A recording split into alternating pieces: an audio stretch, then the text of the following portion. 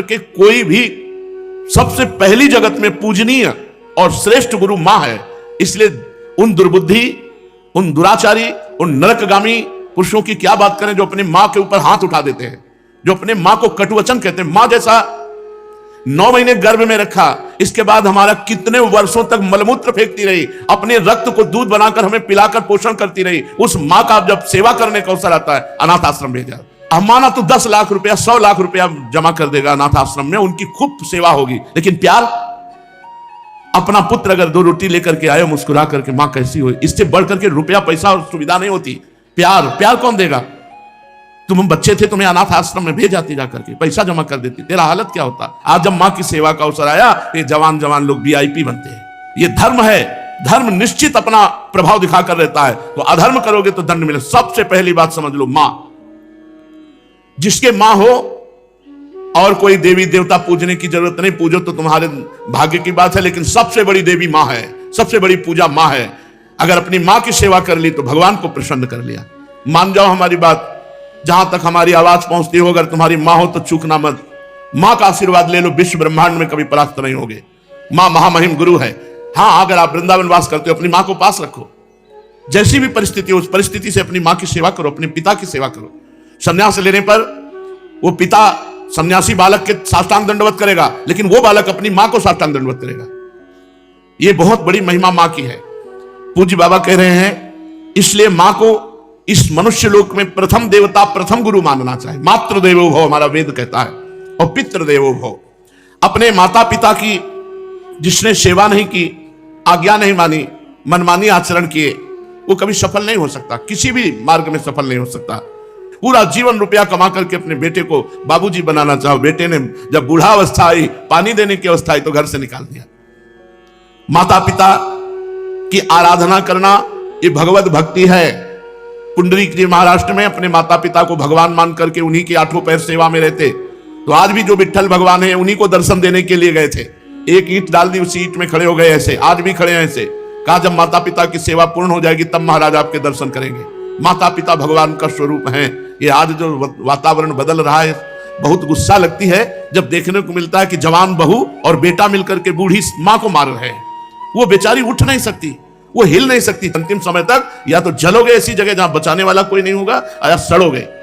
ऐसे अधर्म करने वाले को कभी कभी और हम कहते हैं उस मां से पूछ लो जिसको तुमने मारा है, उसी मां से पूछ लो कि बोलो इसको क्या दंड दें, तो यही कहेगी कि कभी मत दंड देना।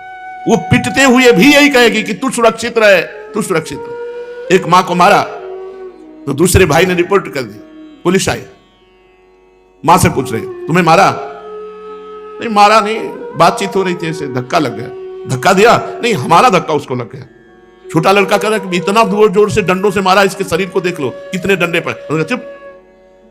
मां का स्वरूप क्या होता है, समझो क्या स्वरूप होता है। पिट के अपमानित होकर भी अपने बेटे को अपमानित और पिटने की इच्छा नहीं है। ऐसी वात्सल्यमयी मां को, ऐसे पिता को जो मेहनत करके कमाते हैं, अपने बच्चे का पोषण किया और वो जवान हुए, डंडों से मारते हैं घर के बाहर। अरे राधा राधा, ऐसे दृश्य देखने को मिलते हैं ना। ये खा खा करके सब जवान हुए हो और अब माता पिता की सेवा का अवसर आए तो मुंह चुराए घूमते हो। मुंह चुराने का समय नहीं है, अपने कर्ज उतारने का समय है, ऋण उतारने का समय है। अब माता पिता की सेवा कर लो, मातृ ऋण पितृ ऋण से उऋण हो जाओगे। हमने आपको कई बार सुनाया है, एक कश्यप नाम के ऋषि थे, महाभारत में है। तो तपस्या परायण थे, तो जिस वृक्ष के नीचे तपस्या कर रहे थे, ऊपर बगुली बैठी हुई थी।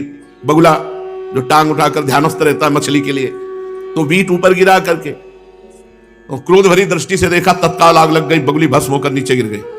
तब का प्रभाव होता है। अब उनको बड़ा गर्व हुआ कि नहीं, काफी हम सिद्ध हो चुके हैं, बगुली भस्म हो गई। उठे भिक्षा के लिए गए तो एक दरवाजे में जाकर भिक्षाम दे ही, तो एक बहू निकली। उसने कहा भगवान कुछ क्षण रुकिए, अभी बना करके लाई। बड़े मृदु वचन से उनका सम्मान करते हुए अंदर गई, तो दूसरे दरवाजे से उसका पति आ गया। जब भी पति आए, पति की आराधना, उनको जल पिलाया, आसन पे बैठाला। फिर इतने में कुछ समय लगा, कहा भगवान आपके घर के दरवाजे अतिथि देव विराजमान है, आज्ञा हो तो भोजन।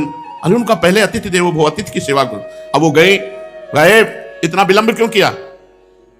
उनका हमारे पति देव आ गए, तू मुझे समझते नहीं, इतना विलंब क्यों किया? बोले महाराज जानती हूं उस वृक्ष की बगुली नहीं हूं कि तुम्हारी आंख टेढ़ी करने से भस्म हो जाऊंगी।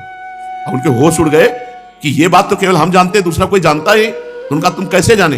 बोले मैं अपने पति सेवा के प्रताप से पतिव्रता हूं, मुझे तीनों कालों का ज्ञान है।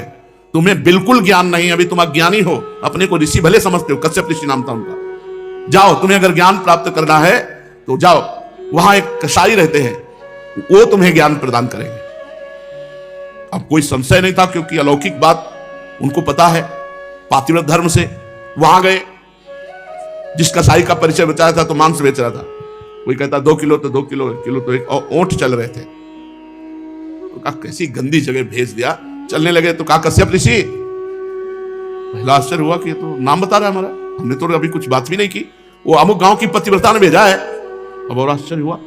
कहा हाँ। बोले बस खड़े रहो, मैं अपना व्यापार कर लूं, बस अभी आपके साथ चलता हूं। खड़े रहे, थोड़ी देर में वो बेच दुकान बंद करके कहा तो उनका पहले ये बताओ, इतना निंदनीय कार्य करते हो तुम? तो उनका मेरा जन्म हुआ है इसी कुल में, मैं हिंसा नहीं करता, मैं मांस लाता हूं और बेचता हूं और अपने परिवार का पोषण करता हूं, क्योंकि मैं ऐसे कुल में जन्मा हूं। तो उनका तुमको ये कैसे पता चल गया मेरा कश्यप नाम है? बोले आपका नहीं, आपके बाप का, आपके पुरखों तक